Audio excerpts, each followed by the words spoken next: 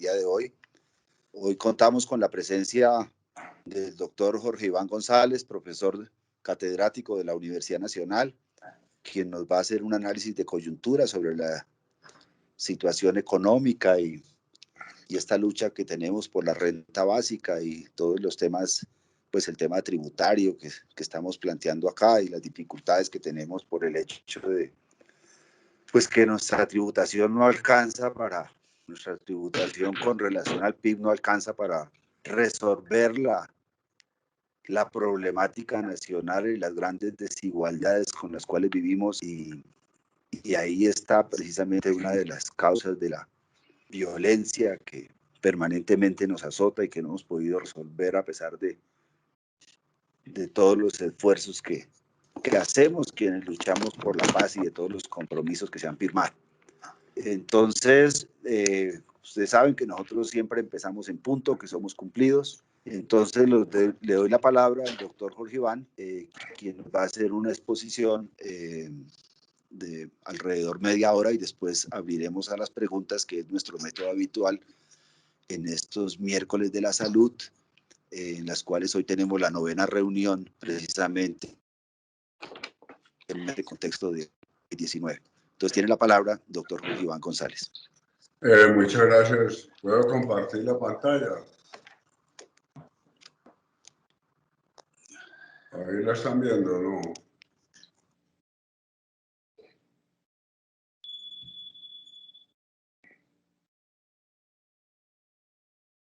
Que me pide...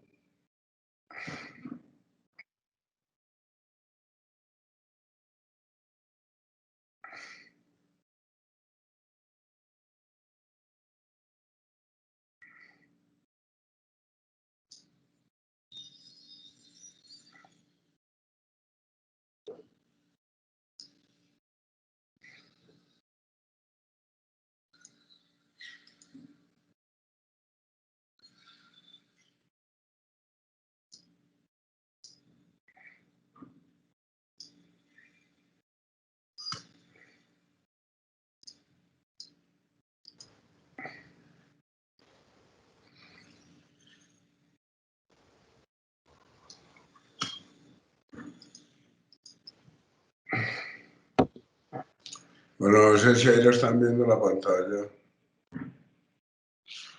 ¿Aló? Sí, señor, ya. Ahí Sí, estamos señor. viendo perfectamente Sí. elementos metodológicos. Bueno, entonces le agradezco muchísimo a Ultradian la invitación. Para mí es un gusto compartir con ustedes algunas de estas ideas. Y entonces, para pensar en la coyuntura, se me ha ocurrido que puede ser interesante reflexionar con ustedes sobre el marco fiscal de mediano plazo que presenta el Ministerio de Hacienda. ¿Por qué me parece que el marco fiscal es interesante? Porque a raíz de la pandemia todos tratamos de imaginarnos el tipo de sociedad que tendremos en el futuro. Y entonces los más optimistas pensamos que va a ser una sociedad más solidaria. Piketty dice que él confía en que las sociedades entendamos la importancia de tributos progresivos y que la pandemia puede ser un choque tan fuerte como fue la Segunda Guerra. Y después de la Segunda Guerra consolidamos los estados del bienestar. Y Piketty dice, yo espero que la crisis que hemos tenido, la forma como se han evidenciado las desigualdades en el mundo, el anuncio que hace la FAO sobre la muerte de 265 millones de personas este año por hambre. Esas dimensiones tan dolorosas nos llevan a pensar en una sociedad distinta. Y esa idea de Piketty, uno dice, es una idea optimista, porque lo que nos muestra el marco fiscal es que en la concepción del gobierno colombiano, en la concepción del Ministerio de Hacienda, las cosas estaban bien y después de la pandemia van a seguir más o menos como estaban. Es decir, cuando uno mira el tipo de Estado que está proponiendo el marco fiscal, la conclusión es que no hay por parte del Ministerio de Hacienda la más mínima pretensión de modificar el actual estado de cosas. Por eso me parecía importante hacer estas reflexiones a partir del marco fiscal. Entonces es el mismo tipo de Estado. Es un Estado relativamente pequeño, raquítico, que no le cobra impuestos a los ricos, que no está decidido a aumentar el gasto público y, en otras palabras, que no quiere modernizarse. Hay un método que utiliza el Ministerio de Hacienda, que es el método de estado estacionario. El estado estacionario, una propuesta metodológica que tuvo mucha fuerza en la economía, sobre todo a mitad del siglo XX, una propuesta que jalonó muchísimo Samuelson, y que básicamente son modelos de equilibrio, es decir, las economías tienen ciclos, pero finalmente van a encontrar su senda de equilibrio. Las economías no van a entrar en situaciones endógenas de caída o situaciones endógenas virtuosas. Las economías más o menos se mantienen alrededor de su senda de equilibrio. Hay estado estacionario, por ejemplo, cuando yo digo que la población va a crecer 1.5% anual. Esa tendencia es una clara tendencia de estado estacionario. Cuando yo digo en los 10 años próximos el PIB va a crecer 3.3, estoy afirmando una situación de estado estacionario. Frente al estado estacionario ha habido muchas alternativas. Durante la segunda mitad del siglo XX se propusieron muchas alternativas. Pero lo que quiero mostrar es que el Ministerio de Hacienda sigue actuando con una metodología de estado estacionario. Y eso se refleja en las proyecciones fiscales del marco para el año 2021-2031. Fíjense estas proyecciones. El PIB, que es la columna del lado izquierdo, tendría una caída este año del 5,5 y por alguna virtud misteriosa que nunca aclara Carrasquilla, en el 2021 creceríamos 6.6. El año entrante estaríamos creciendo 6.6. Uno dice, ¿de dónde saca esa conclusión Carrasquilla? Si yo me llamo Harry Sazón y cierro mi restaurante, en la lógica del Ministerio de Hacienda, al otro día que se declare terminada la pandemia y que se abran los restaurantes, al otro día Harry Sazón tiene más gente de la que tenía antes. Al otro día los aeropuertos tienen más pasajeros de los que tenían antes. Y finalmente, en esas proyecciones del PIB, como ustedes ven, volveríamos a una senda de equilibrio alrededor del 3.3, 3.4%. En el marco fiscal de mediano plazo dicen veníamos muy bien.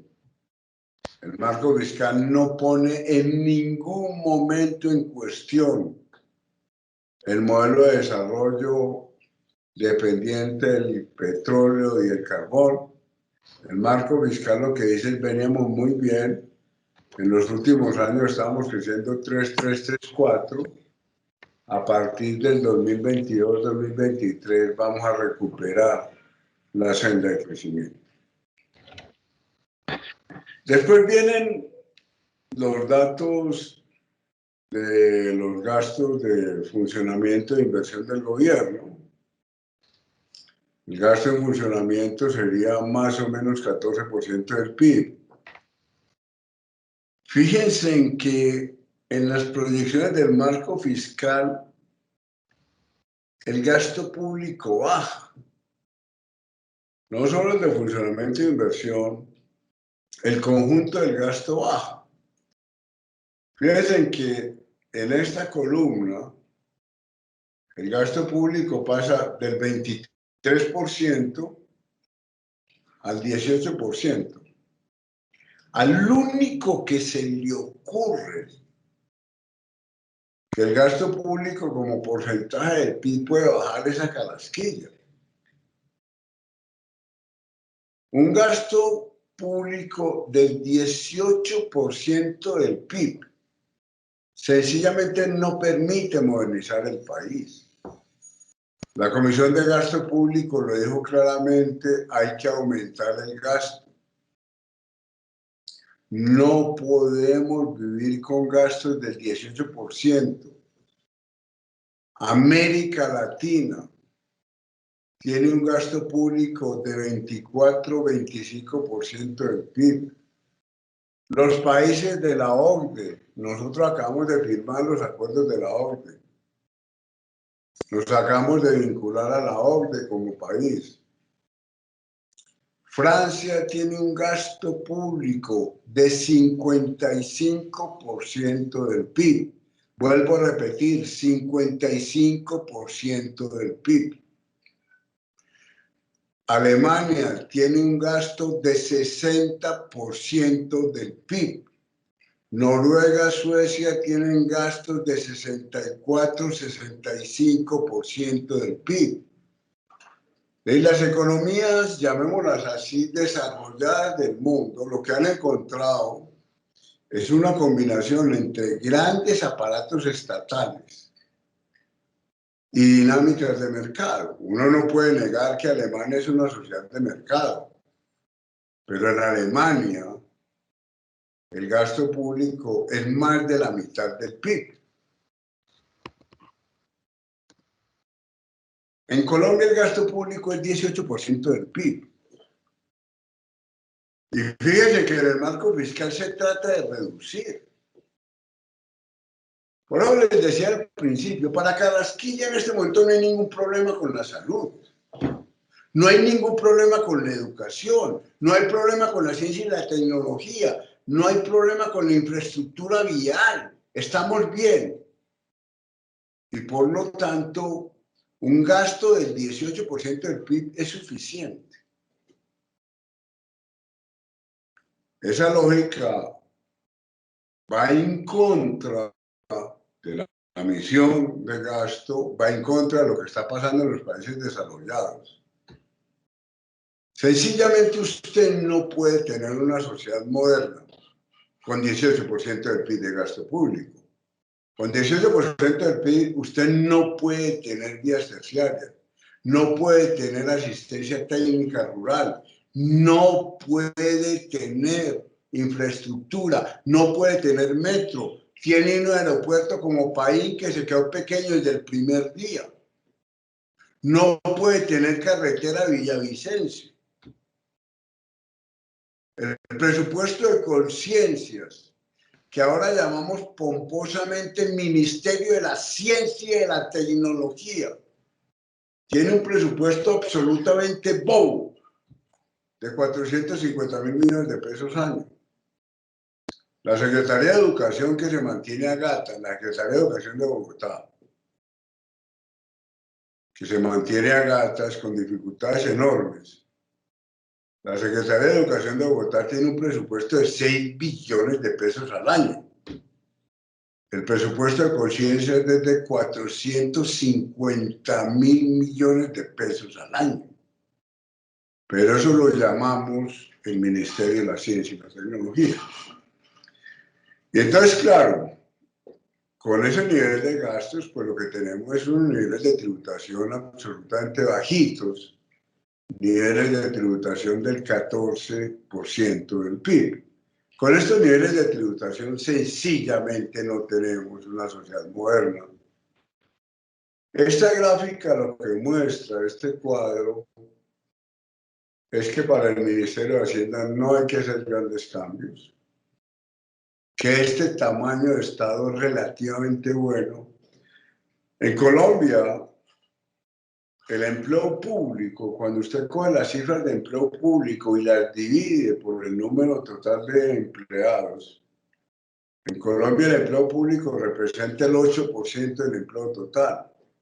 En Francia el empleo público representa el 34% del empleo total.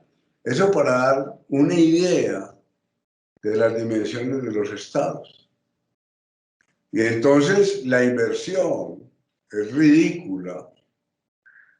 En el 2021 vamos a tener una inversión de 1,7% del PIB y con esa inversión tan bajita, el gobierno espera estimular la economía.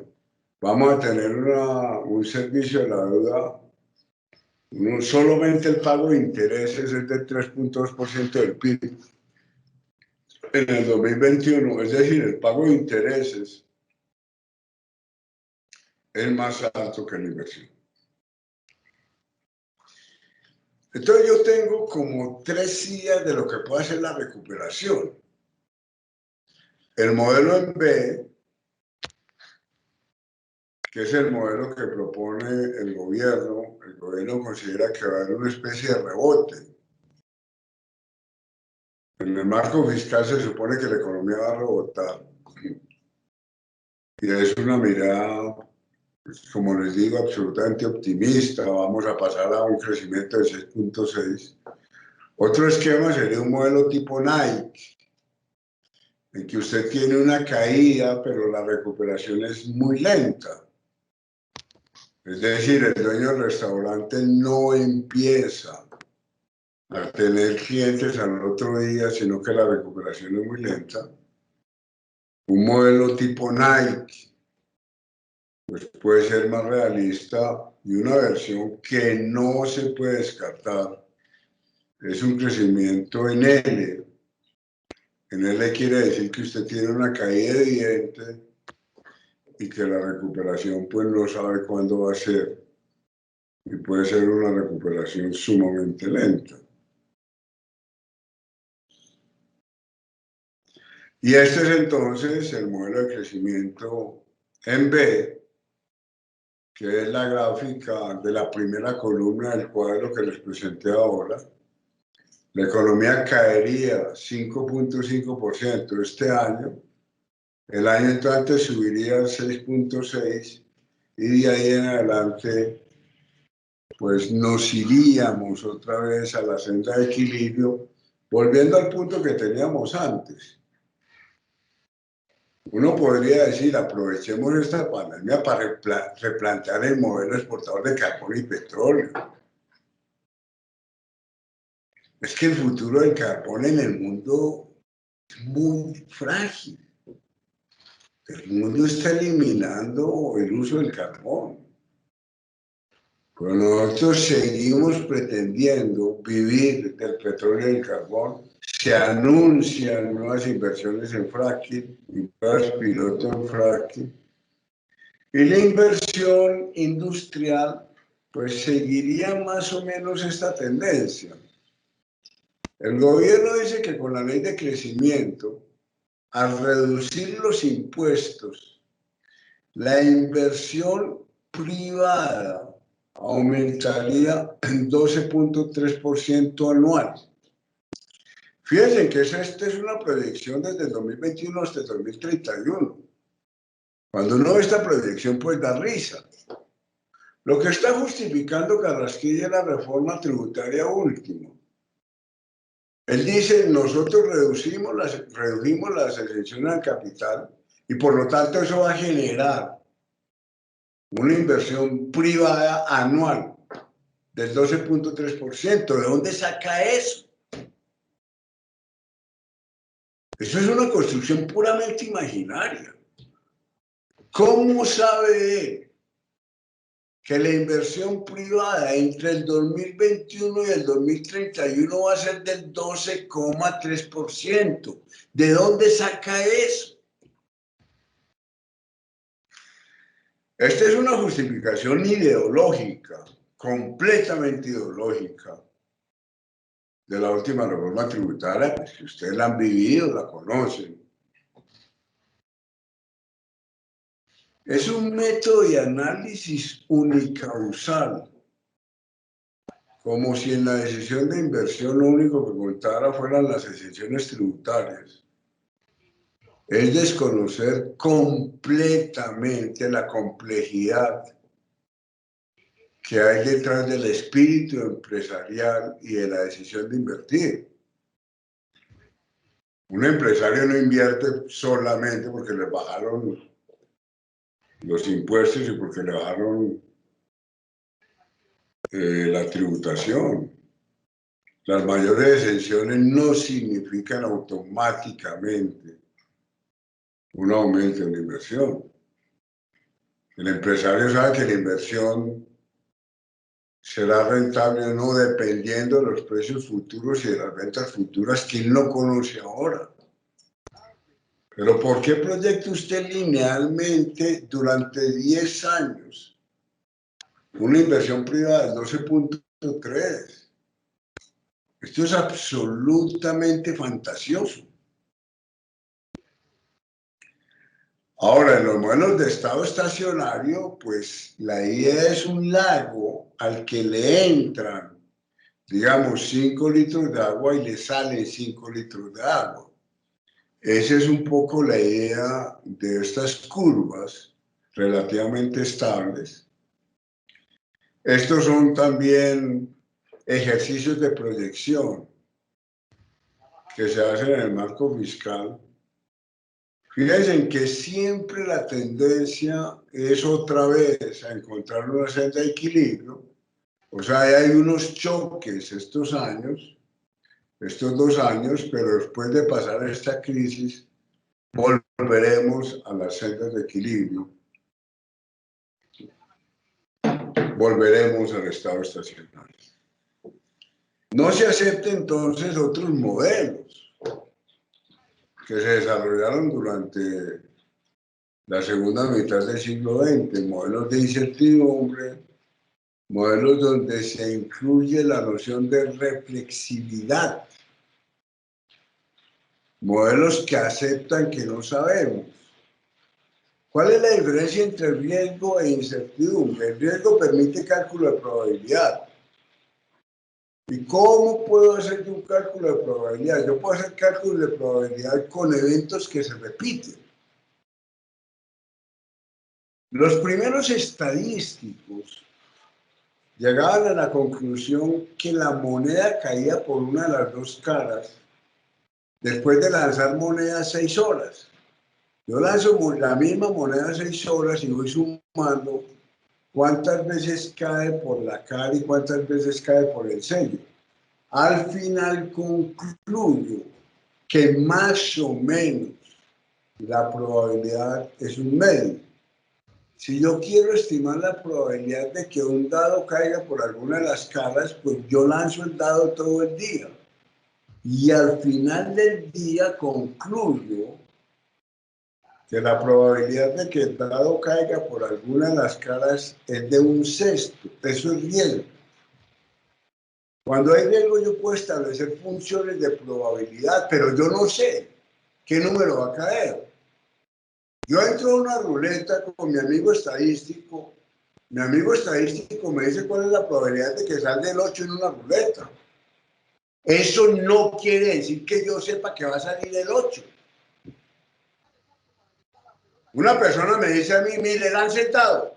Usted tiene un 6 de probabilidad de que se le salga el 2. Entonces, ¿yo qué hago con ese dato? ¿Me arriesgo o no me arriesgo a apostarle al 2? Pero es que el 3 tiene también la probabilidad de un 6. Ahora, las funciones de riesgo yo no sé, pero sé mucho más de cuando hay incertidumbre. Cuando hay incertidumbre, lo que pasa es que el hecho no se puede repetir.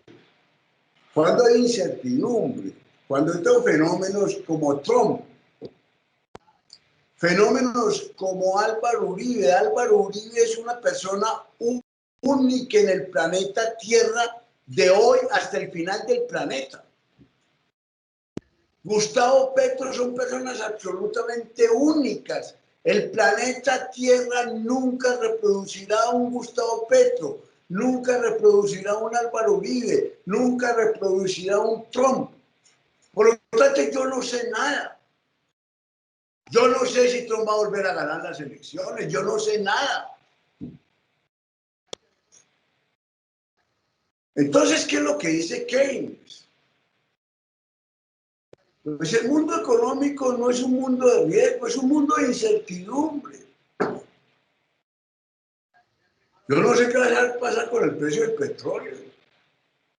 ¿Por qué? Pues porque yo no sé qué va a pasar con los árabes. Trump firmó ayer a la carrera un acuerdo de paz con Netanyahu, pero los árabes no quieren ese acuerdo de paz. Todos los árabes saben que es una burla. Pero Trump está desesperado por la reelección. ¿Qué va a pasar? Pues yo no sé. Yo no entiendo cómo mis colegas economistas hacen proyecciones y todas las semanas las cambian. Desarrollo cambia la proyección cada semana, pues no la haga.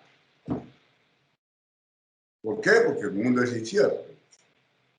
Entonces aceptemos la incertidumbre y miremos fenómenos que se han estudiado, teoría de caos, fractales, reflexividad.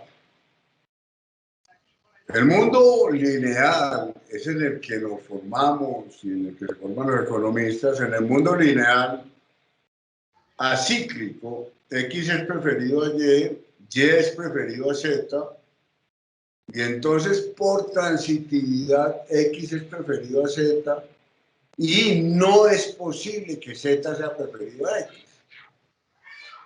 Este es el mundo lineal acíclico.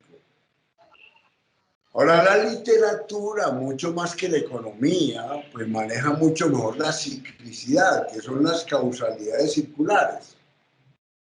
X es preferido a Y es preferido a Z, y entonces X es preferido a Z, y al mismo tiempo Z es preferido a X. Es decir, es cuando usted está en un desespero y le dice a la persona amada, te amo y te odio, es que quiero matarte, pero al mismo tiempo te amo. Eso lo maneja muy bien la literatura. 100 años de soledad es la ciclicidad perfecta. En las disciplinas sociales tratamos de negar la ciclicidad, porque la ciclicidad es pavorosa, la ciclicidad nos lleva a mundos de incertidumbre. Y entonces afirmamos la ciclicidad. ¿Y qué es la ciclicidad? El sueño de Carrasquilla, que vamos a crecer al 3.3% hasta el 2031, como si aquí no hubiera pasado nada, ni fuera a pasar nada. Y entonces cuando estamos en el mundo acíclico, el mundo de Carrasquilla, el mundo lineal, hacemos planeación sobre la probabilidad de caso, mientras que cuando estamos en el mundo cíclico, en el mundo de incertidumbre, hacemos planeación sobre la probabilidad de clase. ¿Qué es la probabilidad de clase? Lo que yo sé, ¿qué sé yo con seguridad total? Que los jóvenes viven más que los viejos, eso lo sé yo. Y entonces, como yo sé eso, yo obligo a los jóvenes a que coticen a la seguridad social. Yo sé que los motociclistas se accidentan. Yo sé que los automovilistas se accidentan. Yo sé eso. Entonces yo los obligo a que compren el SOAT. Esa es la probabilidad de clase. Yo sé que tengo que descontaminar el río Bogotá. Si no lo descontamino, cada vez va a ser más costoso descontaminarlo. Yo lo sé. Yo sé que tengo que proteger las cuencas. Esa es la probabilidad de clase. Yo sé que estamos viviendo una situación de cambio climático. ¿Qué es la probabilidad de caso? La probabilidad de caso es cuando alguien me dice, yo sé que Juan se va a accidentar y que Juan se va a morir primero que el joven Juan se va a morir primero que el viejo Miguel. Esa es la probabilidad de caso. O la probabilidad de caso es decir, como Carrasquilla, en el 2031 el PIB va a crecer 3.3%. Eso no tiene ningún sentido. La probabilidad de caso es la probabilidad del brujo o de la bruja. Usted se va a enamorar, a usted lo van a querer, o a usted no lo van a querer. Esa es la probabilidad de caso. La probabilidad de clase es los seres humanos se aman o se odian. Y entonces cuando hay probabilidad de caso, usted aspira a tener reglas. Es el sueño de la regla fiscal. Cuando usted tiene probabilidad de clase, pues usted no pretende tener reglas. ¿Por qué? Porque no sabe qué va a pasar. Usted lo que tiene son instrumentos para análisis discrecionales. Entonces usted discute con el Consejo, con el Congreso, si destinamos la plata al río Bogotá o la destinamos al metro. Pero usted no está diciendo que el dólar en el 2030 va a ser 3.700 pesos o 4.000 pesos. Usted no entra en las discusiones de la probabilidad de caso, sino en la probabilidad de clase. Y en el presupuesto del 2021, ¿qué tenemos nosotros? Primero, un aumento absolutamente escandaloso del servicio de la deuda. El servicio de la deuda pasa de 53 billones a 75 billones. En este momento el servicio de la deuda va a representar 24% del PIB, mientras que la inversión pública apenas va a ser de 53 billones frente a 75 billones de la deuda. Y en general, en la visión que tiene Carrasquilla, este Estado se va a ir achicando para permitir que los saldos de deuda vayan bajando. El saldo de la deuda pública va a llegar este año a 65% del PIB. Este es uno de los temas más complicados de todas las economías del mundo. Cuando Argentina, a finales de los años 80, firmó el Plan Brady y se habló de la crisis de la deuda latinoamericana, Argentina tenía un saldo de deuda con respecto al PIB, de deuda pública, de 28% del PIB. Ningún país ahora tiene unos saldos de deuda pública tan pequeños. Y en ese momento, en los años 80, se hablaba de la gran crisis de la deuda latinoamericana. Colombia ya va en 65% del PIB. Estados Unidos está en 105%. Alemania está en 77%. Bélgica está en 220% del PIB.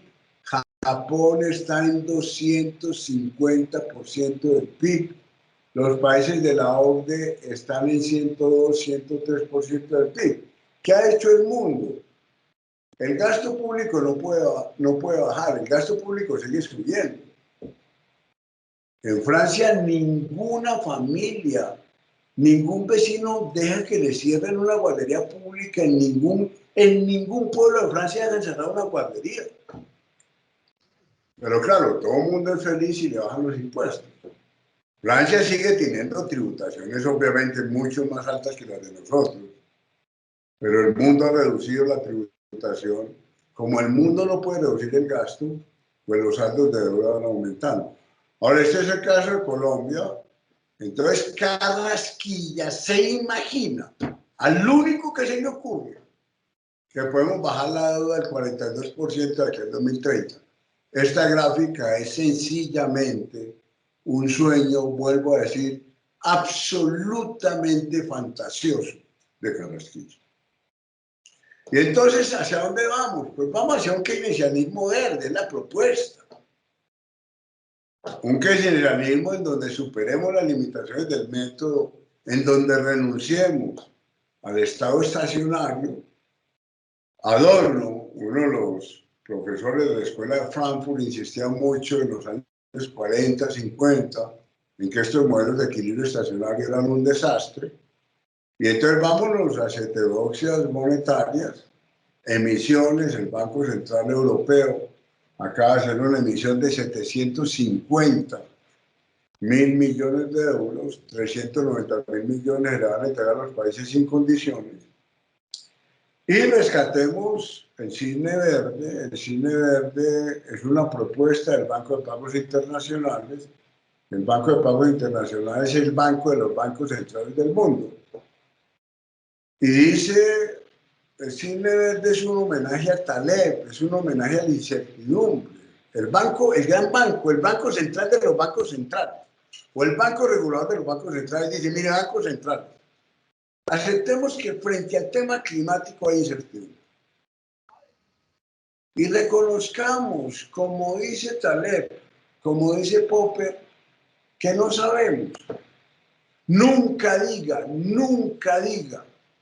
todos los cisnes son blancos. ¿Por qué? Porque en Australia aparecieron unos cisnes negros. Popper dice, nunca diga, todos los cisnes son blancos. Lo único que usted puede decir es, hasta ahora solo he visto cisnes blancos. El libro de Taleb, El Cisne Negro, es un reconocimiento Popper.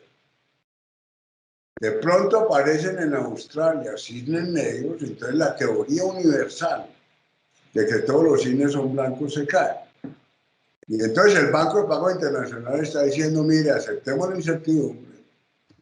Y aceptemos la incertidumbre verde, es decir, pensemos en que la función de los bancos centrales, y termino con esto, la función de los bancos centrales no es seguir manejando el M1. Esa no es la función de los bancos centrales. La función de los bancos centrales es hacer políticas de fomento para que estos países cambien la matriz energética. Esa es la tarea futura de los bancos centrales. Y entonces los recursos no deben ser para las empresas, los recursos deben ser para estimular el conjunto de la economía. Los recursos deben ser para impulsar las actividades económicas. Bueno, muchas gracias.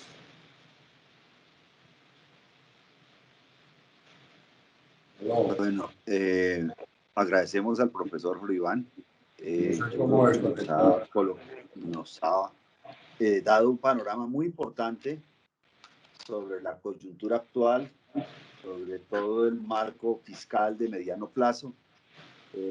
Ha contrastado la realidad con las expectativas que se han establecido ahí en la medida en que el papel aguanta todo y con unos deseos que están puestos en el proyecto que establece el ministro de Hacienda, pero que no están acorde con la realidad nacional.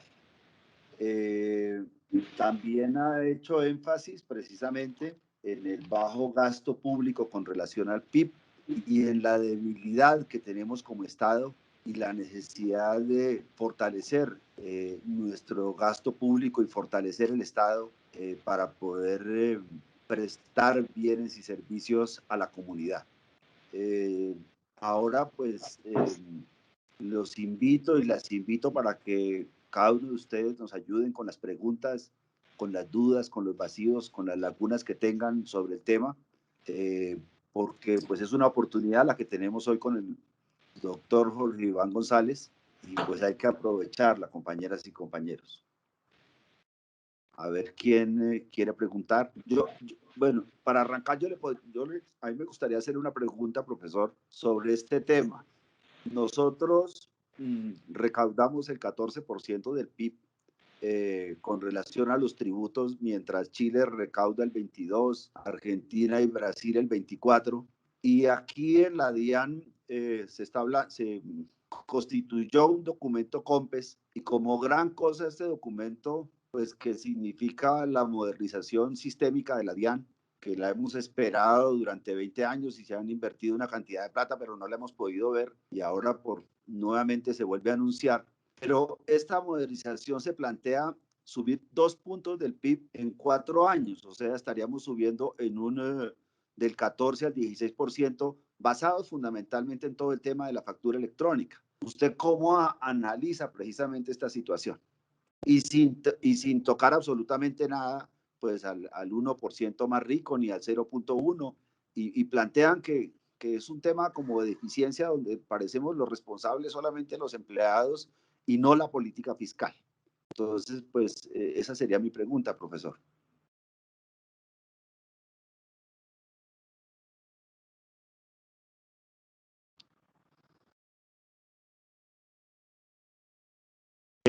Creo que no ha encendido el micrófono porque no se le oye.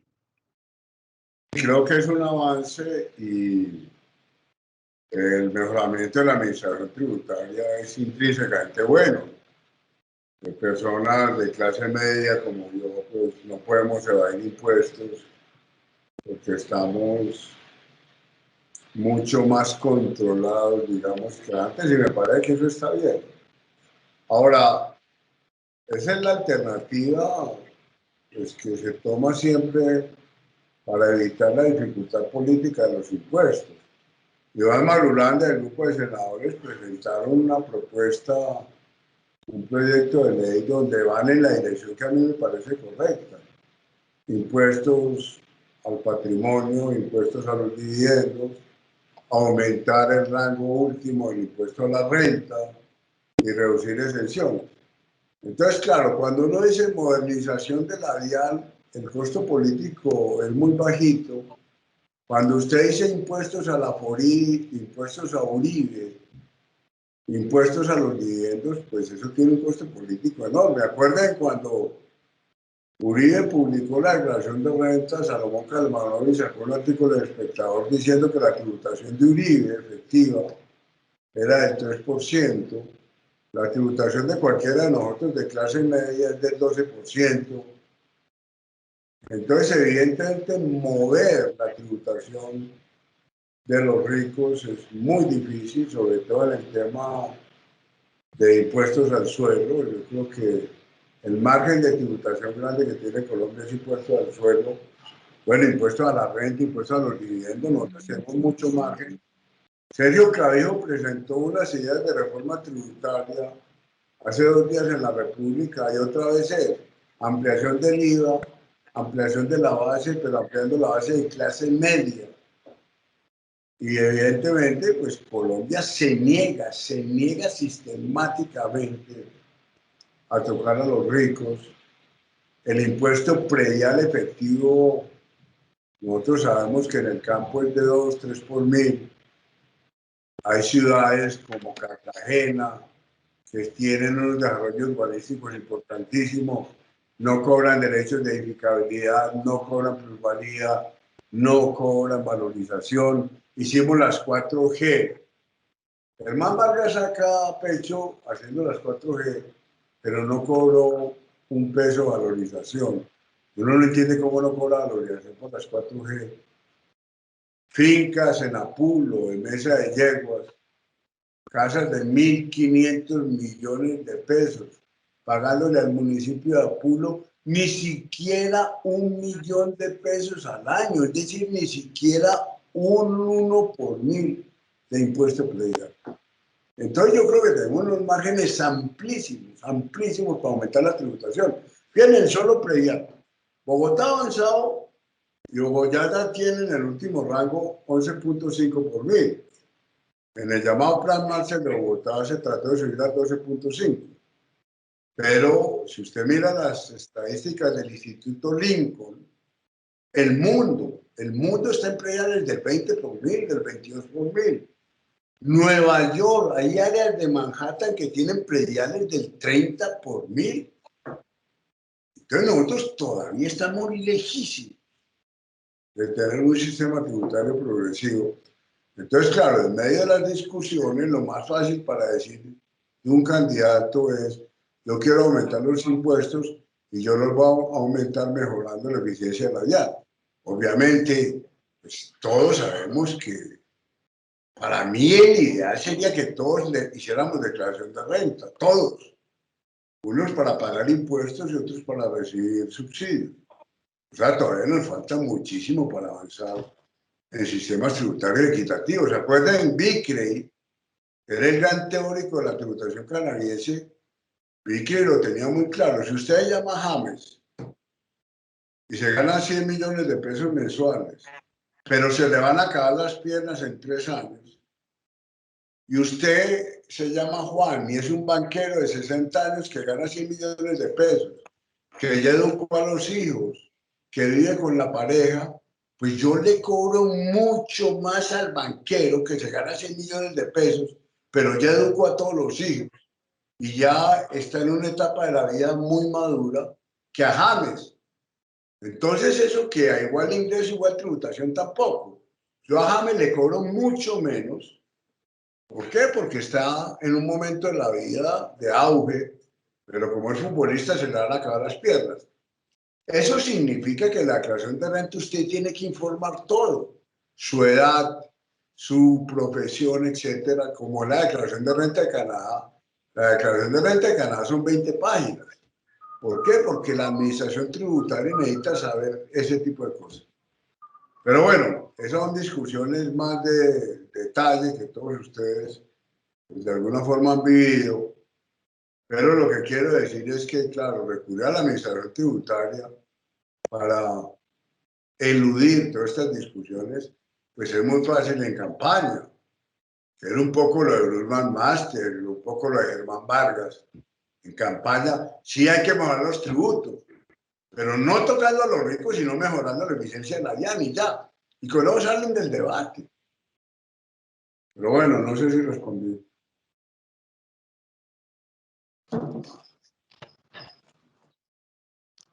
Sí, claro, profesor.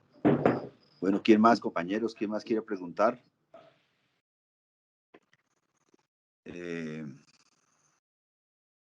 ¿Alguna pregunta, compañeros? ¿Alguna duda?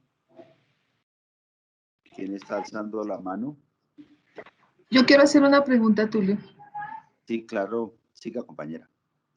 Profesor Jorge Iván o doctor Jorge Iván, de acuerdo a lo que nos acaba de presentar, lo que yo entiendo es que el gobierno está siendo irresponsable con las cifras, con la información que está dando a conocer.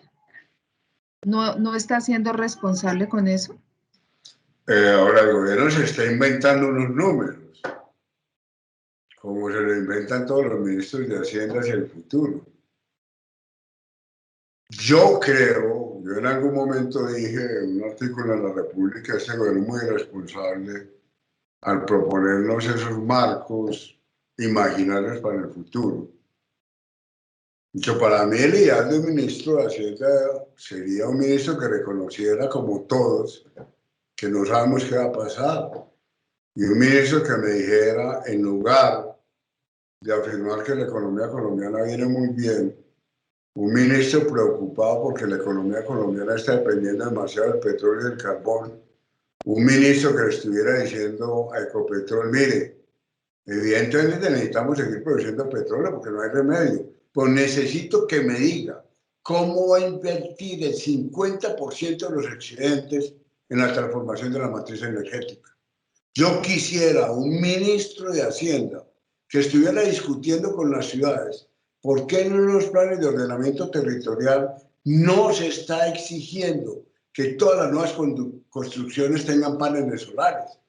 Yo añoraría a un ministro de Hacienda que estuviera pidiendo que se avanzara en la descontaminación de los ríos y en la atención a las cuencas. Yo añoraría un ministro de Hacienda que tomara las disposiciones de la OCDE porque firmamos los acuerdos de la OCDE.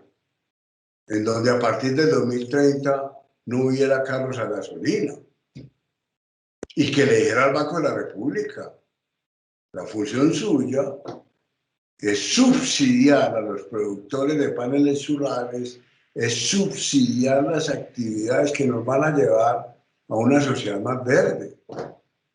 Ese es el sueño mío de un ministro de Hacienda.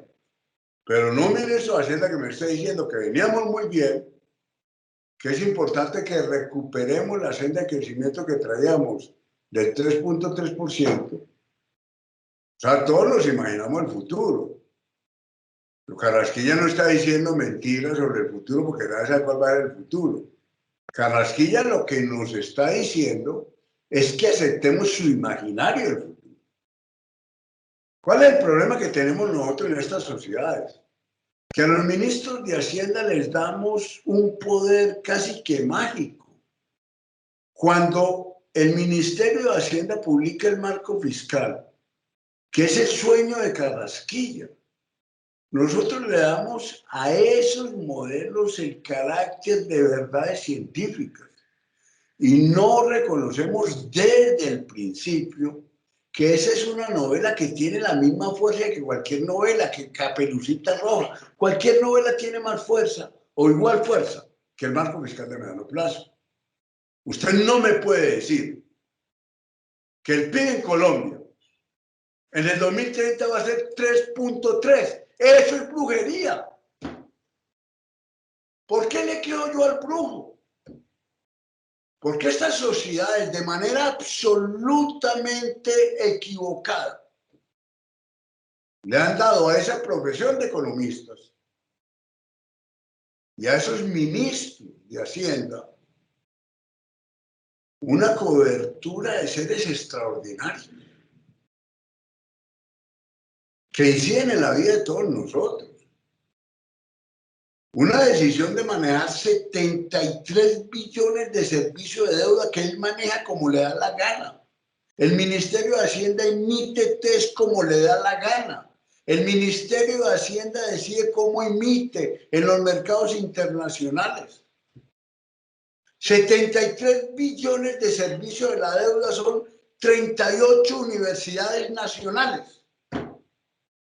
En el presupuesto tenemos de servicio de la deuda 38 universidades nacionales. ¿Y quién está pidiéndole cuentas al ministro por eso? ¿Por qué tenemos 56.000 millones de dólares en bonos del gobierno de los Estados Unidos con una rentabilidad de 0.3% anual? ¿Por qué no utilizamos gran parte de esas reservas, como lo hizo Ecuador, en carreteras, escuelas, hospitales? Entonces, usted tiene un personaje absolutamente potente y poderoso, con un imaginario arbitrario que impone unas condiciones al conjunto de la sociedad. ¿Por qué con el FOME financiamos a Bianca? Si el FOME son recursos de los departamentos y de los municipios.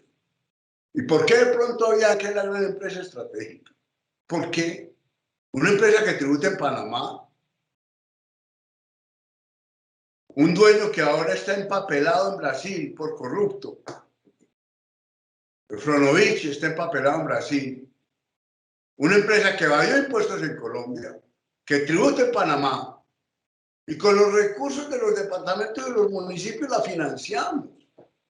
Mientras que en el Magdalena, las personas pobres desesperadas se van a tratar de conseguir un bidón de gasolina y terminan explotadas y quemadas. Pero bueno, ese es un poco el drama.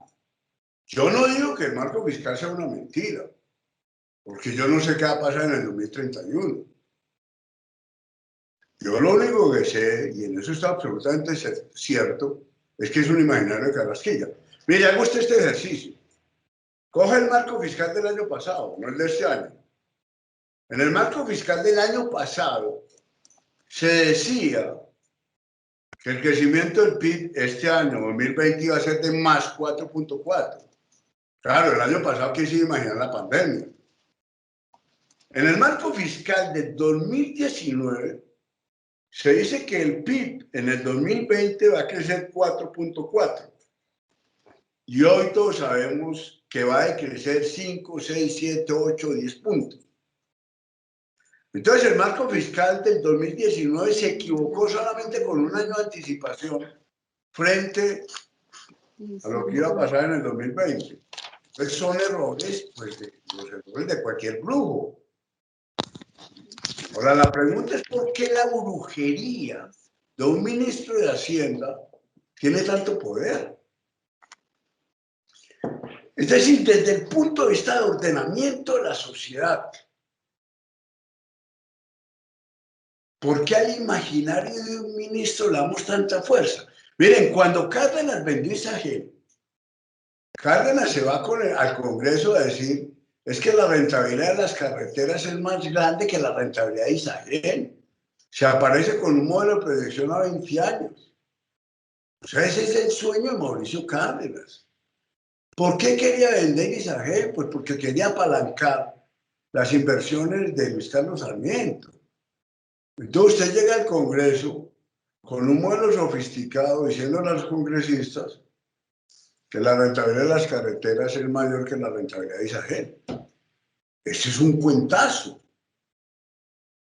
Es un cuento, son imaginarios. Porque usted frente al futuro, ¿qué es lo único que puede tener? Imaginarios.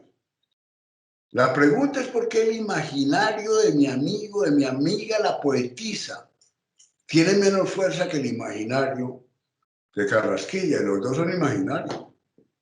Pero bueno, no sé si les respondo de manera apasionada, porque este es un tema apasionante. Es que yo sí me pregunto por qué en estas sociedades tiene tanto poder el ministro de Hacienda.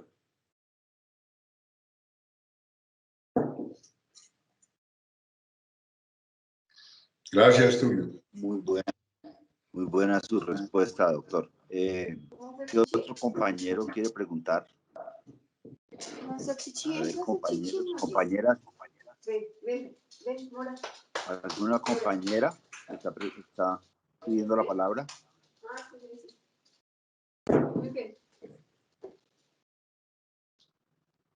Compañeros,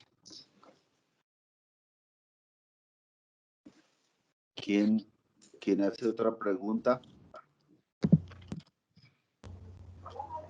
Doctor Jorge Iván, buenas tardes. Hasta donde tengo conocimiento, el doctor participó en la demanda del estatuto tributario. Sí, señor.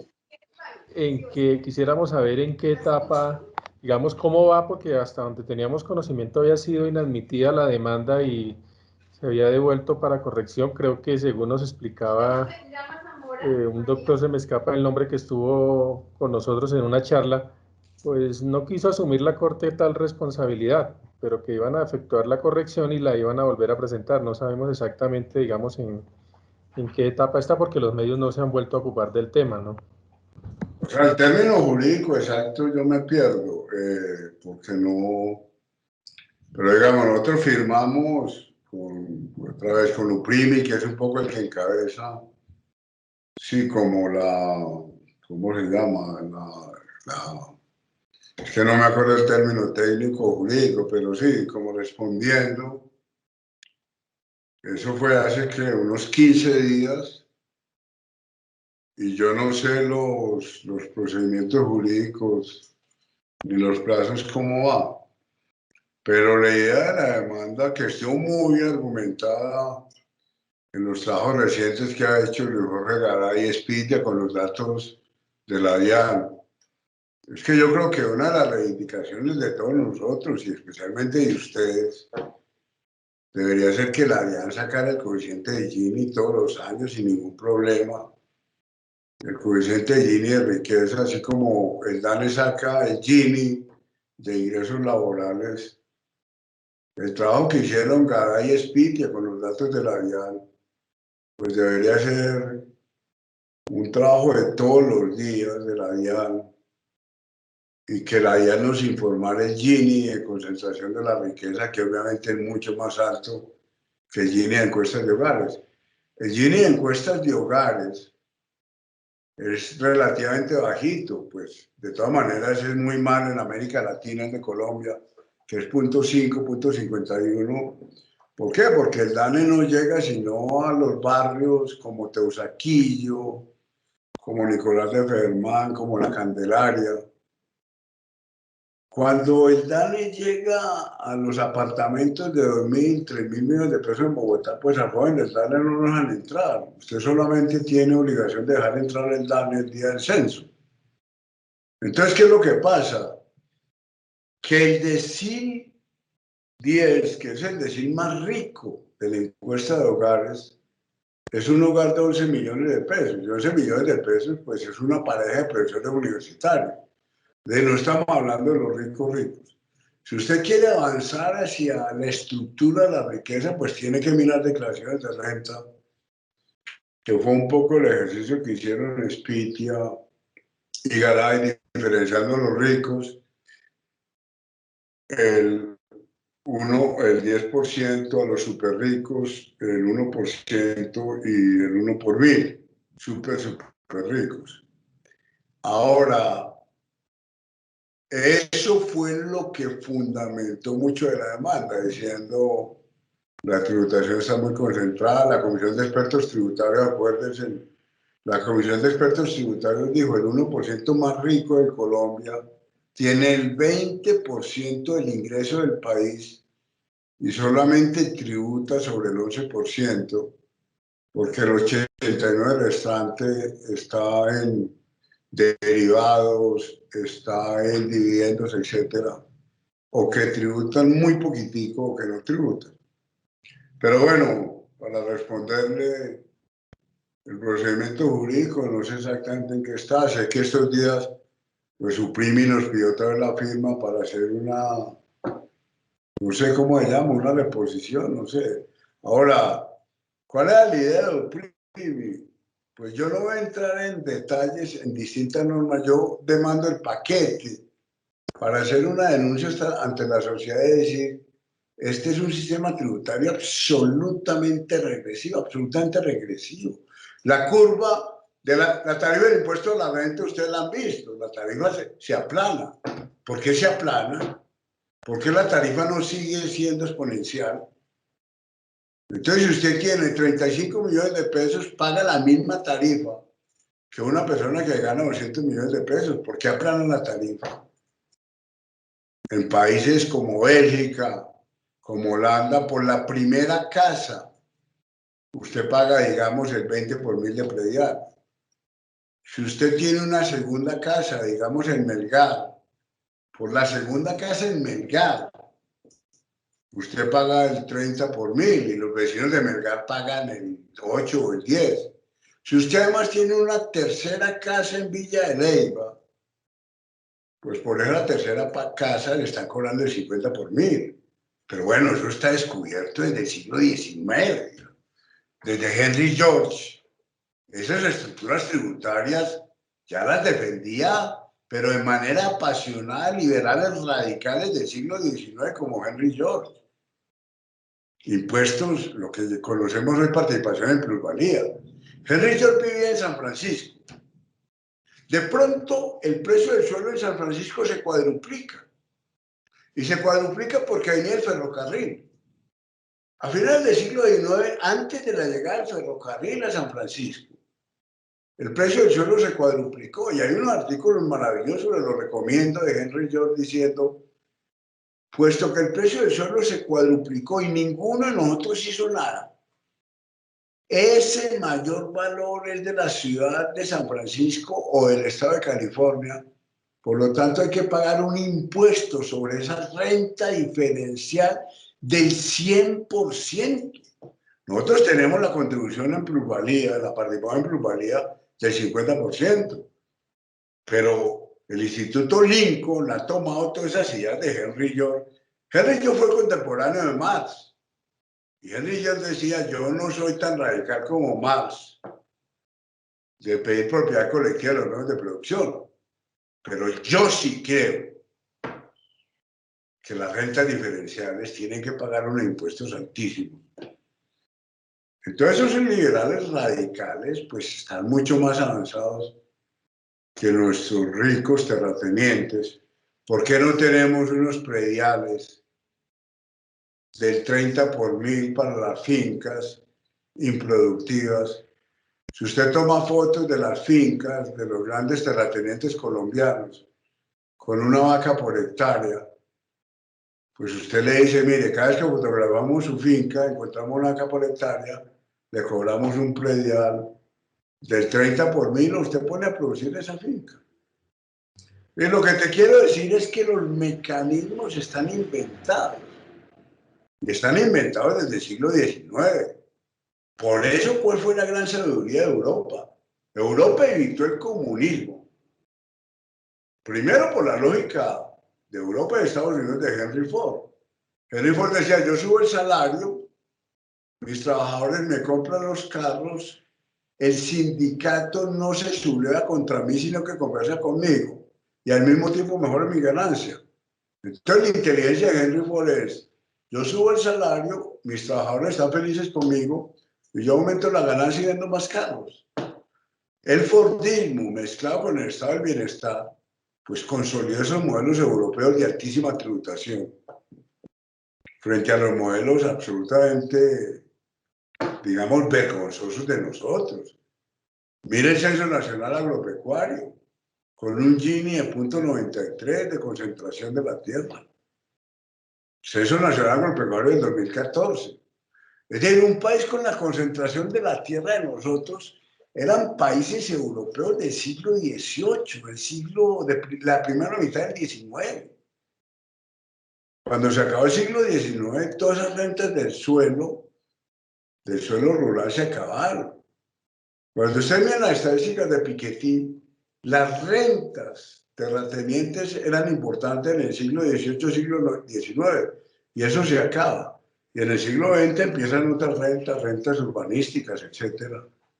Pero, entonces eso para decirle, pues la idea de la demanda es como advertirle a esta sociedad, que esta sociedad es absolutamente regresiva y concentrada. Gracias.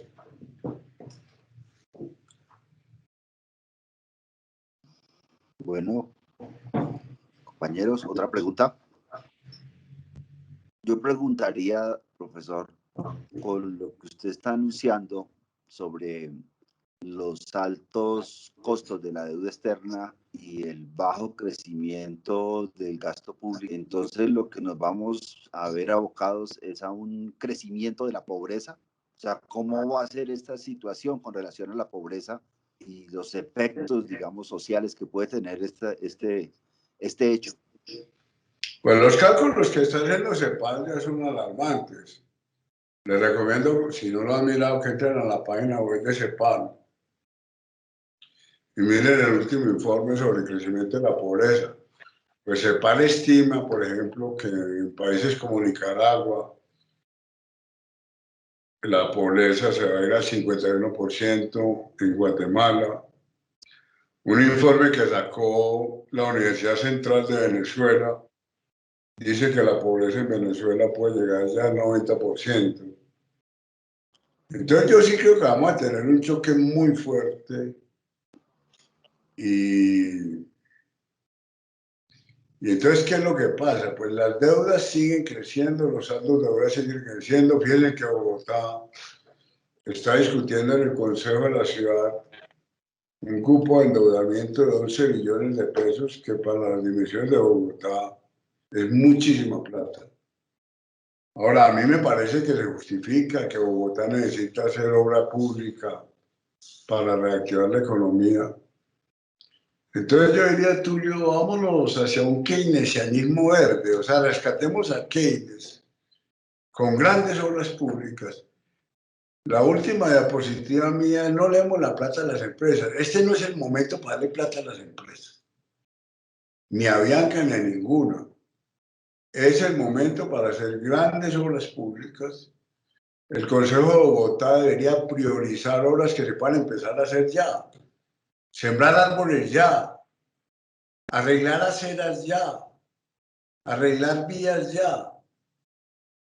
O sea, a mí me parece, y lo dije en una invitación que me hizo ahí la Comisión del Consejo de Bogotá, el Consejo de Bogotá debería jerarquizar, dándole mucha importancia a las obras inmediatas, obras que no requieran grandes licitaciones. La obra de infraestructura del metro va a ser una obra monumental, pero antes de 2 años yo no veo que eso vaya a arrancar en forma, o de 1 año. En cambio, usted puede empezar a sembrar árboles ya, usted puede empezar a arreglar aceras ya. Es decir, hay una serie de obra pública, usted puede empezar ya a arreglar todos los colegios que necesiten arreglo, a construir nuevos colegios. Hay una serie de obra pública inmediata que debería tener prioridad en el cupo de endeudamiento. Y yo creo que es por ese lado.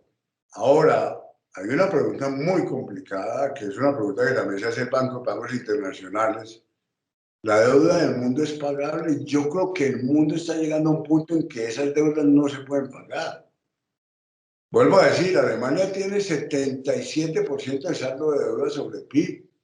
Estados Unidos tiene 105%. Japón tiene 250%. Bélgica tiene 220% sobre el PIB. Colombia va en 65%. Yo creo que esas deudas son impagables.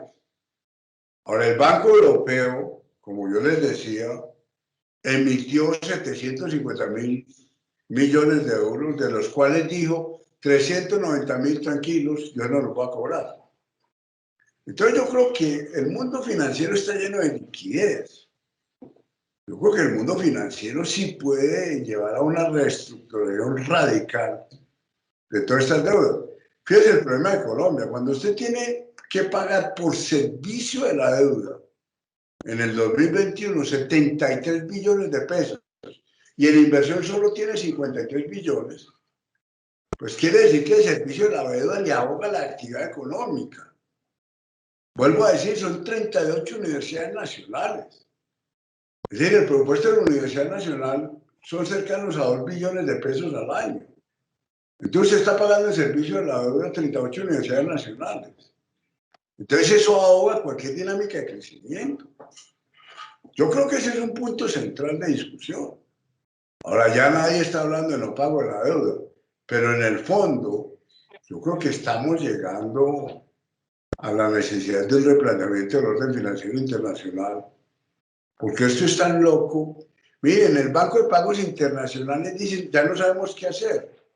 Cuando usted tiene un indicador, que es el saldo de la deuda, que a finales de los años 80, cuando la crisis argentina, cuando a finales de los años 80 el 28% era escandaloso, y usted tiene ahora todos los países por encima del 50%, entonces quiere decir que ese indicador ya no sirve.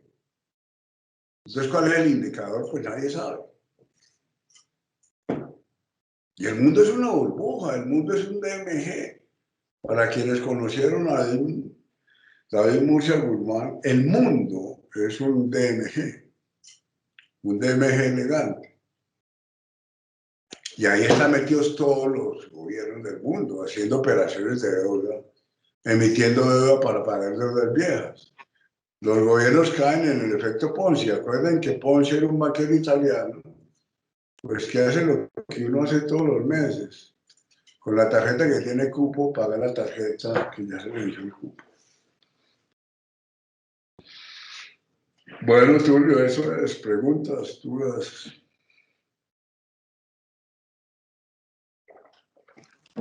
Sí, compañeros. Otra pregunta. ¿Quién levanta la mano?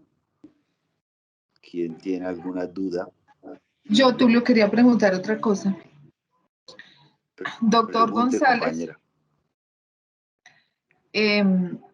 ¿significa que para el mundo es más importante tratar la economía como un tema político que como lo que realmente es, digamos, nuestro sustento, nuestra forma de progresar y de adquirir bienestar?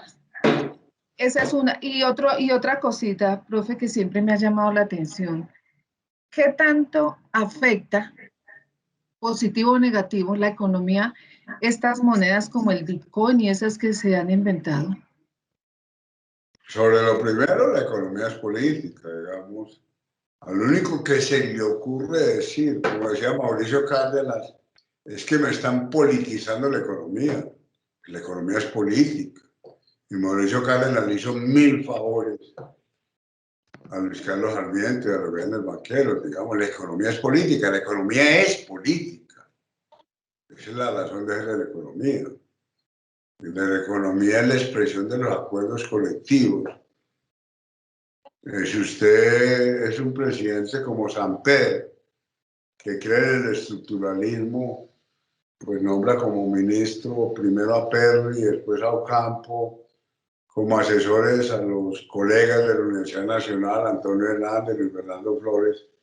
Si usted se llama Andrés Pastrana y le da prioridad a la no intervención del Estado, pues trata de nombrar ministros que sean afines a sus intereses políticos, digamos. Es imposible separar la economía de la política. La economía desde sus orígenes siempre fue economía política. Después, sobre todo en los años 80, pero para que Inés esto era totalmente claro. Es en los años 80, fíjense, es que el manejo matemático en la economía, es muy reciente. Digamos, quien avanzó el uso de la matemática en la economía de una forma, llamémoslo así, descomunal, fue Samuelson. Samuelson escribe su tesis doctoral en 1947, que se llama Fundamentos del Análisis Económico, y ahí empezó a matematizar de una forma brutal muchas de las relaciones económicas. Entonces, a partir del trabajo de Samuelson, un grupo de economistas se dedicó a hacer matemática. Y entonces ese uso de la matemática empezó a dar la sensación de que ahí había algo como científico. Un uso de la matemática en la forma de Samuelson, que además era muy cuidadoso con eso. Entonces se fue creando en las escuelas de economía la sensación de que los economistas que hacían matemática eran como científicos. Como que no hubiera ahí el mundo político, como que hacer modelos era como científico. Ahora cualquier modelo tiene todos los supuestos, si usted quiere, todos los juicios de valor de la política. Cualquier modelo, estos modelos de... Cuando Carrasquilla me muestra que la inversión privada va a crecer al 12%, pues eso es político. Lo que me está diciendo es que él cree que no hay que cobrar impuestos, sino que hay que aumentar exenciones.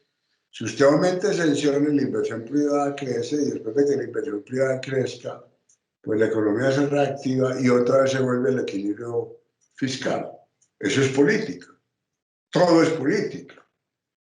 Y frente a lo segundo, yo creo que hay muchas dudas. Es que fíjese que frente a las criptomonedas, yo creo que ese es el mundo tan raro e incierto. Fíjense lo que pasó antes con las monedas. Hasta 1971, todos los países del mundo tenían que tener reservas oro.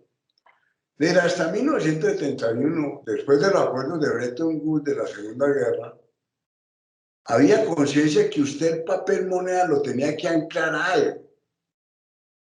Había una intuición de que usted tenía que amarrar el papel moneda a algo para darle a ese papel moneda un viso de materialidad, un ancla.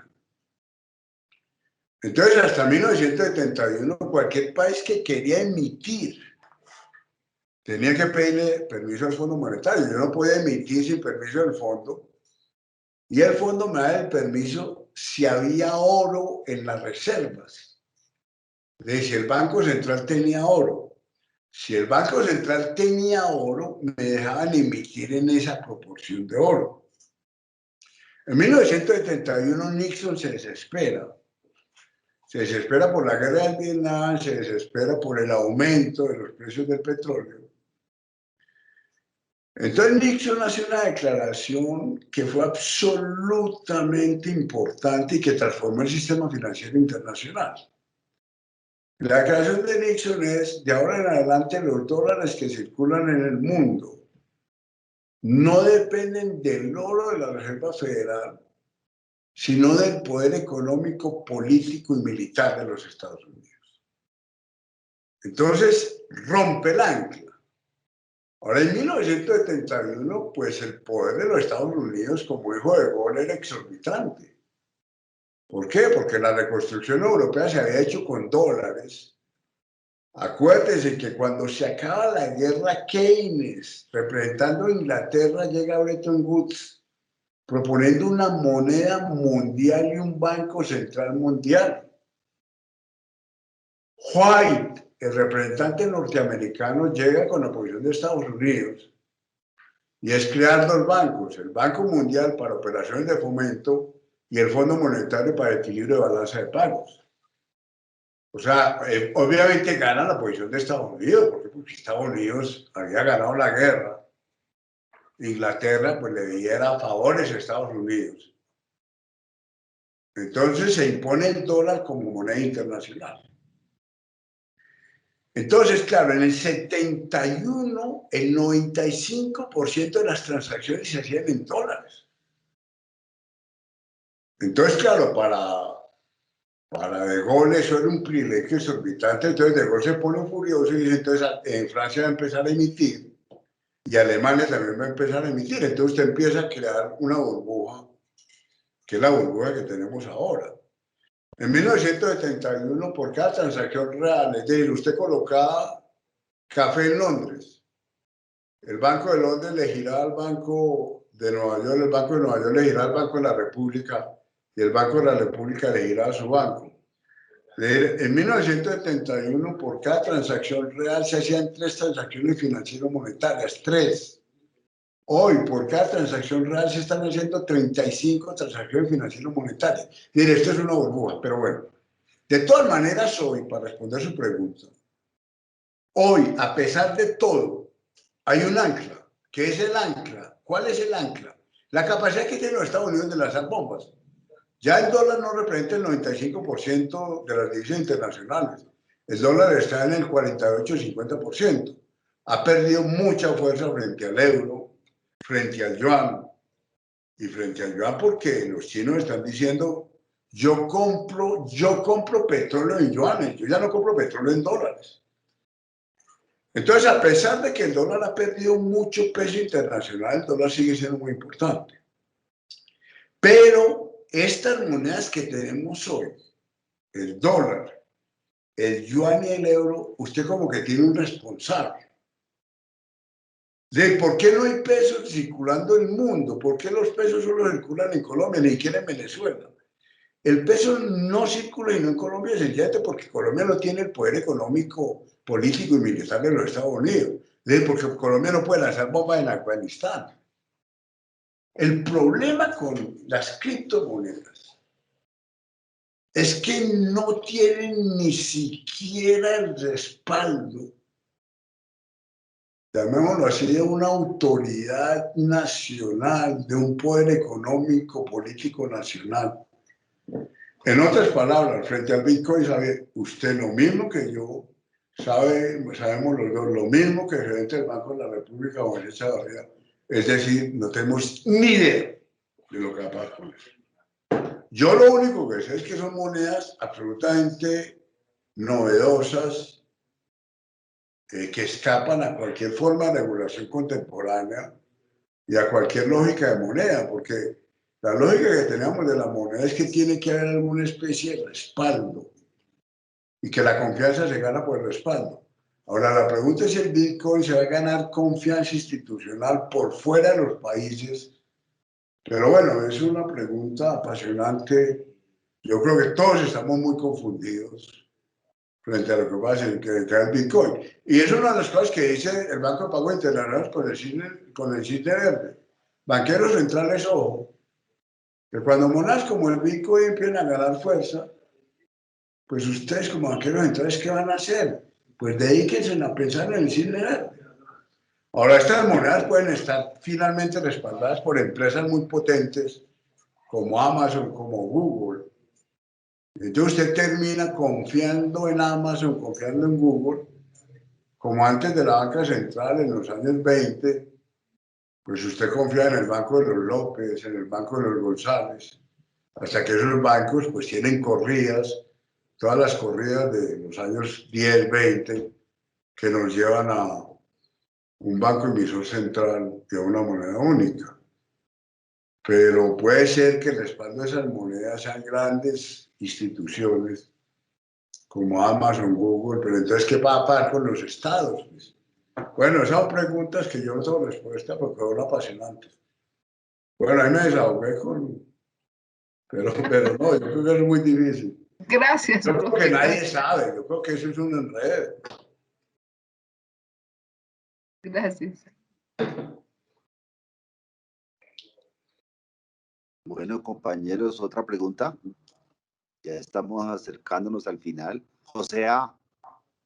Pregunte, compañero.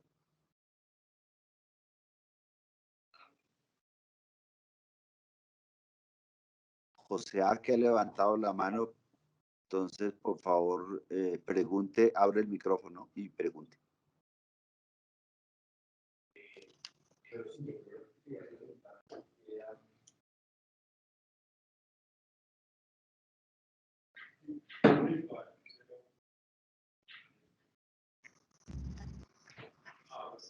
José Afriano Palma ha levantado la mano, entonces, para que pregunte.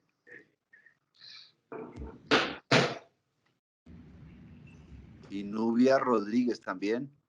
Entonces, les doy la palabra. Buenas tardes, profesor. Buenas tardes. Buenas tardes, Nubia. Es una pregunta con respecto a la influencia de la pandemia y pues justamente el marco fiscal.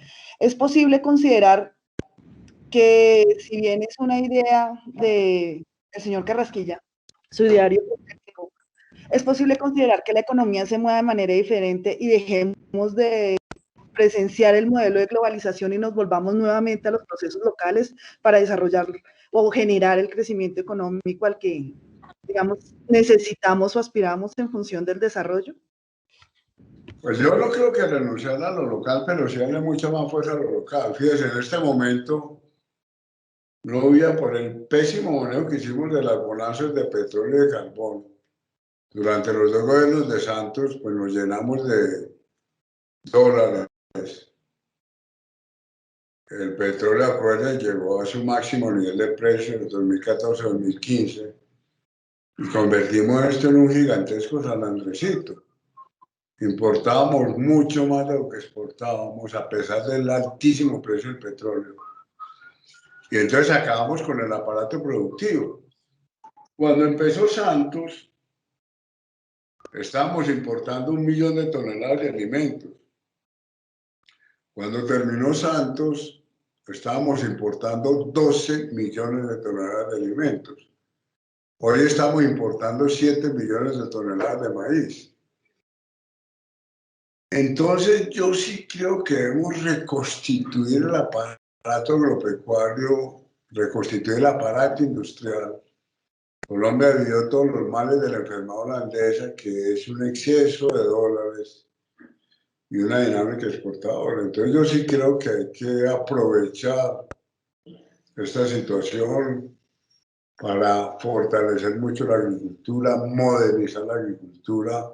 modernizar Colabastos. Fíjense que Colabastos parece una plaza del siglo XVI. Usted entra a Colabastos y es como si usted entrara a cualquier plaza medieval, pues gente todavía cargando bultos en los hombros, etc. Colabastos está desperdiciando el 30% de la comida. Entonces yo creo que sí es el llamado para modernizar un poco la estructura productiva colombiana, agropecuaria e industrial. Pero de todas maneras, los vínculos internacionales y la globalización sigue avanzando. Pero yo sí creo que en estos temas debemos fortalecer mucho la capacidad exportadora del país. El 65% de nuestras exportaciones son petróleo y carbón. Cuando empezó la apertura de los años 90, nosotros teníamos 40% de exportaciones de bienes de consumo durables. Acuerden que nosotros exportábamos neveras, exportábamos lavadoras, exportábamos automóviles, clarísimamente al Pacto Andino, al Grupo Andino. Entonces es como reconfigurar otra vez el aparato productivo, que es un aparato productivo que se desmanteló y sobre todo yo creo consolidar el sector agropecuario. Ahora eso pasa por catastro multipropósito. Acuerden que el 60% de las posesiones de Colombia no tienen título. Y yo sí creo que eso implica una pelea con los grandes terratenientes del país. Santos, acuerden que trató de sacar a la Forí y no pudo. Santos trató de sacar a la Forí y no pudo sacarlo. Es que es muy difícil. Ellos han frenado el avance del catastro multipropósito. Y la modernización agropecuaria en Colombia es una tarea política. Vuelvo a la pregunta ahora. Es una tarea política y económica muy dura, muy dura. Vuelvo a decir, es que no dije los datos del censo, pero acuérdense los datos del censo del 2014. El 70%, voy despacio para que no se les pierdan las cifras, el 70% de los productores están en fincas de menos de 5 hectáreas, es decir, fincas pequeñas, y ocupan el 3,5% del área, es decir, el 70% ocupan el 3,5% del área. Y por otro lado, el 0,1% de los productores están en fincas de más de 1.000 hectáreas y ocupan el 60% del área. Sin contar resguardos, sin contar nada de esto. Vuelvo a repetir, el 0,1% están en fincas de más de 1.000 hectáreas y ocupan el 60% del área. Cuando usted tiene esa estructura en el año de grandes terratenientes con 1.000, con 2.000, con 3.000 hectáreas improductivas y tiene a los pequeños productores apeñuscados en 3% del área, pues usted no puede tener un sector agrícola moderno. Ahora, volviendo a la pregunta, ¿cambia eso? Pues cambiar eso implica una transformación del poder terrateniente muy fuerte. Poder terrateniente que vuelvo a decir, que Europa eliminó en el siglo XIX. Pero bueno, eso con respecto a las posibilidades, no, yo creo que sí, no sé si le respondí. Sí, señor. Muchas gracias. Bueno, sigue José Palma. ¿Será que ya puede desbloquear el micrófono? Sí, ya puedo. Bueno, doctor, una pregunta como el común de la calle. Yo me pregunto, y mucha gente pues dice lo mismo, si el gobierno tiene 370 millones de dólares para prestarle a Bianca y la reestructuración de la DIAN, la modernización de la DIAN, es un préstamo del BID de 250 millones de dólares, ¿para qué endeudarse en 250 si tenemos 370 para prestar? ¿Cuál es la explicación? Sí, esa es una buena pregunta. O sea, ¿por qué estamos emitiendo bonos de deuda en el mercado de Nueva York? Fíjese esto. Nosotros tenemos, vuelvo a decir, en bonos del Tesoro gringo, que nos están pagando 0,2, 0,3% de interés anual. Tenemos 56.000 millones de dólares. ¿Por qué emitimos deuda en el mercado de Nueva York en dólares y le pagamos a los tenedores de esa deuda 3 y 4% de interés? Es el negocio más absurdo del mundo. ¿Por qué no utilizamos 10.000 millones de dólares de reserva ¿Por qué necesitamos 56.000 millones de dólares de reserva? La pregunta nadie la responde. ¿Por qué no cogemos 10.000 millones de dólares de reserva, que son 40 billones de pesos, sin necesidad de prestárselo a nadie porque son de nosotros? Y empezamos a hacer obra pública, modernizar la DIAN, modernizar el IGAD, mire, modernizar el IGAD y avanzar ya en catastro multipropósito, eso no vale 1,5 billones. Y usted recupera la plata en un momentico, modernizar la DIAN, y darles a usted bonificaciones, eso no vale nada. Y usted tiene inmediatamente una respuesta en recaudo. Pero bueno, esa es una pregunta. Ahora, el argumento del gobierno es que usted necesita tener reservas y que mientras más reservas tenga, pues puede emitir deuda en Estados Unidos más barata. Entonces usted entra como en un círculo vicioso. ¿Qué le importa a los nietos de nosotros o a los hijos? Que usted les diga, mire, yo tengo unos del Tesoro norteamericano con una rentabilidad del 0,2% al año, o que le diga a los hijos, vámonos a pasear, que hicimos unas autopistas, que modernizamos todos los colegios. Modernizar todos los colegios rurales, ponerlos full. Un cálculo del Ministerio de Educación, poner todos los colegios rurales full, vale 2,5 billones. ¿Por qué no cogemos 10.000 millones de dólares de reserva, que son 40 billones de pesos, modernizamos todos los colegios rurales, le dejamos a los hijos de nosotros unos colegios rurales hermosos? Pues son preguntas que yo me hago todos los días, que si usted se las hace al banquero central, pues nadie las responde. Un día me decía Echavarría, es que hablar del uso de reserva es como si usted llega a un sínodo de obispos y dice que Dios no existe. O sea, son temas como que no se pueden tocar. Usted en un sínodo de obispos en Roma no puede decir que Dios no existe. Usted a los banqueros de entrada no les puede decir que usen las reservas, que le dicen que no puede. ¿Por qué? Pues porque Dios existe. ¿Y por qué? Porque las reservas no se tocan. Pero bueno, otros países la han tocado, claramente Ecuador. Pero bueno, eso es una buena pregunta. ¿Cómo manejamos los excedentes que tenemos excedentes? La operación que hace el gobierno. Le reduce el encaje a los bancos privados. Los bancos privados compran TES. El gobierno les paga una tasa de interés a los bancos privados después de que les bajó el encaje. Les paga una tasa de interés del 7, del 8%. Después, el Banco de la República podría comprar a usted en el mercado secundario de los bancos privados. ¿Para qué hace esa operación? Y el Banco de la República no gira inmediatamente al gobierno.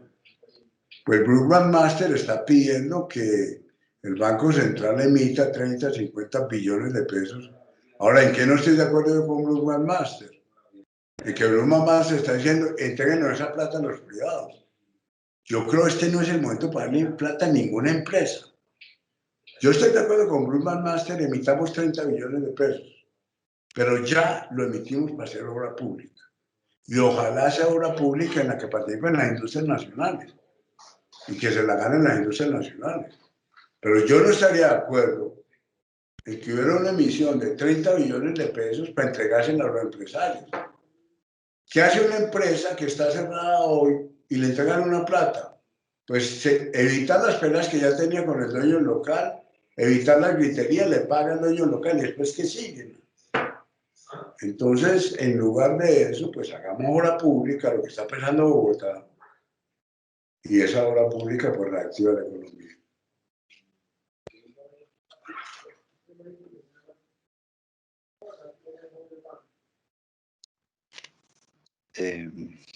Creo que hay alguien que está más, alguien más levantando la mano. No. ¿Alguien más, compañeros?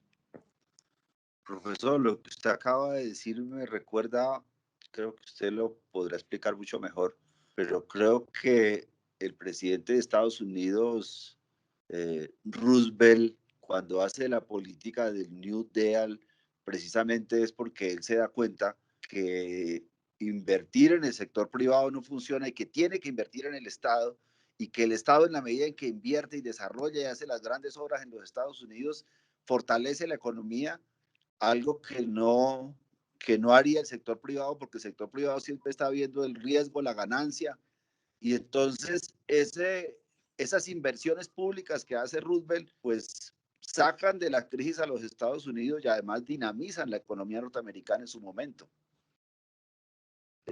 Pues no sé, ese es como el comentario. A ver que usted... Keynesianismo, tú lees lo que llamamos keynesianismo, que en esos años pues no había una preocupación por lo verde. Digamos, en los años 40, después de la guerra, pues no había esa preocupación por el planeta. El primer informe dramático, digamos, sobre el tema climático, ese llamado el primer informe del Club de Roma, que se presenta en 1972, solamente a partir de ese momento empezamos a pensar que tal vez la forma de crecimiento que tenemos no es amigable con el planeta. Entonces, por eso decía yo, hagamos keynesianismo en el sentido de Roosevelt. Grandes obras públicas, grandísimas obras públicas. Es que fíjense, en toda la construcción de las autopistas alemanas, europeas y norteamericanas se hizo con inversión pública, y el ferrocarril. O sea, uno no se imagina a Europa o Estados Unidos haciendo autopistas con peajes. Pues después pusieron peajes para unas superavenidas. Pero ni Estados Unidos ni Europa construyó una red de carreteras a punta de peajes, a los únicos que se nos ocurre. Que usted puede hacer una carretera con peajes es a nosotros, y por eso no tenemos una sola autopista. Por eso no hay carretera de Villavicencio. ¿Por qué? Pues porque nos ocurrió que usted podía hacer carreteras con peajes. Ningún peaje le da para hacer una carretera. Pero eso lo tenía claro Europa y Estados Unidos desde siempre. Toda la línea de carreteras de Estados Unidos de los años 30-40, pues se construyó con la riqueza de la sociedad. Entonces sí, este es el momento para hacer un keynesianismo ahora. Como ya entendemos los temas climáticos, pues hagamos una reestructuración de la economía de las ciudades que sea amigable con el medio ambiente y con grandes inversiones públicas. Pero de acuerdo.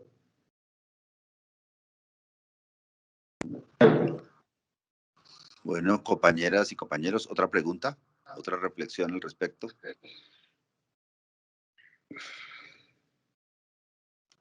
¿Alguien quiere decir algo?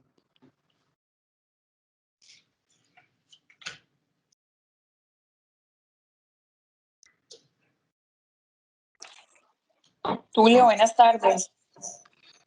Buenas tardes, compañera, tiene la palabra. No, yo sí quiero hacer una pregunta o dejar de pronto sobre la mesa, pero no sobre este tema, digamos, que está tratando puntualmente el profesor, sino, digamos, sobre un tema de lo del concurso y eso. Entonces, no sé si ahorita al finalizar. Sí, ahorita al finalizar, apenas terminemos con el profesor, vamos a dedicar un tiempito a este tema del concurso, ¿sí? Entonces, terminado la conferencia, o la charla y el debate, vamos a abrir un tiempo para conversar sobre el tema del concurso. Entonces, pregunto, sí, Geraldine. Entonces, ¿alguien más, compañeros, quiere preguntar sobre el tema de la charla, el tema del día de hoy? Bueno, siendo las 4:45, le agradecemos mucho al profesor Jorge Iván González por su participación y por sus grandes aportes en este análisis que nos ha hecho sobre la coyuntura actual, sobre el marco fiscal de mediano plazo. Agradecemos también la participación a todos los compañeros y compañeras que asistieron a esta reunión. Y terminado este punto con el doctor Jorge Iván, vamos a hacer un comentario pues sobre el tema del concurso que acaba de salir y que estamos todos pues atentos a esto. Entonces queremos agradecerle, profesor, realmente ha sido muy clara su participación, su conferencia, sus explicaciones. Se acostumbrándonos poco a poco a hablarle de estas pantallas, pero bueno, de todas maneras, muchísimas gracias a ustedes también. Muchas gracias, Tulio, por la invitación. Y ha sido un placer estar con ustedes. Muchas gracias. Bueno, buena tarde, profesor.